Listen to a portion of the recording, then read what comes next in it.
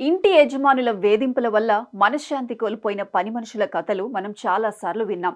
అలాంటి ఘటనలు ఎంతో విచారకరం. కానీ ఈసారి విషయం పూర్తిగా భిన్నంగా ఉంది. దేశ రాజధాని ఢిల్లీలోని లజ్పత్ నగర్ ప్రాంతంలో ఓ దారుణం జరిగింది. పని మనిషిగా చేస్తున్న యువకుడు ఇంటి యజమానురాలిని, ఆమె 14 ఏళ్ల కుమారుణ్ణి హత్య చేశాడు. పోలీసులు తెలిపిన వివరాల ప్రకారం రుచికా శవాని అనే మహిళ, ఆమె కుమారుడు క్రిష్ ఈ దాడిలో హత్యకు గురయ్యారు. నిందితుడిగా ముఖేష్ అనే వ్యక్తిని గుర్తించి అదుపులోకి తీసుకున్నారు పోలీసులు. ఈ దాడికి కారణం ఇంట్లో ఎవరో తనను దూషించారన్న కోపంతోనే ముఖేష్ ఈ దారుణానికి ఒడిగట్టినట్లు పోలీసులు అనుమానిస్తున్నారు. ఘటన జరిగిన సమయంలో ఇంట్లో ఉన్న రుచిక్ ఆమె కుమారుడిపై అత్యంత కిరాతకంగా దాడి చేసినట్లు తెలుస్తోంది. పోలీసులు కేసు నమోదు చేసి దర్యాప్తు చేపట్టారు. నిందితుణ్ణి అదుపులోకి తీసుకున్నట్లు ప్రకటించారు. మరిన్ని వివరాలు త్వరలో వెల్లడి అయ్యే అవకాశం ఉంది.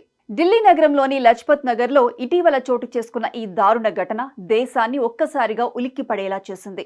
ఢిల్లీకి చెందిన రుచికా శవాని అనే మహిళ తన 14 ఏళ్ల కొడుకు క్రిష్తో కలిసి లజ్పత్ నగర్లో నివసిస్తున్నారు. వారి ఇంట్లో ముఖేష్ అనే యువకుడు పని మనిషిగా విధులు నిర్వహిస్తున్నాడు.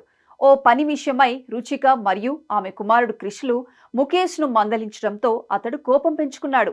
ఆగ్రహానికి లోనైన ముఖేష్ వారిపై పగ పెంచుకున్నాడు. మానవత్వాన్ని మరిచి యజమానురాలు రుచిక, ఆమె కుమారుడు క్రిష్ పై దాడి చేశాడు. ఇద్దరిని గొంతు కోసి అత్యంత దారుణంగా చంపేసి అక్కడి నుంచి పారిపోయాడు. అదే రాత్రి రుచిక భర్త కుల్దీప్ శవాని తన డ్యూటీ ముగించుకొని ఇంటికి కాల్ చేశాడు. భార్య, కుమారుడు ఫోన్ లిఫ్ట్ చేయకపోవడంతో అతను ఆందోళనకు గురయ్యాడు.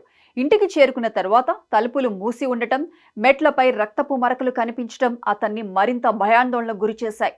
వెంటనే పోలీసులకు సమాచారం ఇచ్చాడు.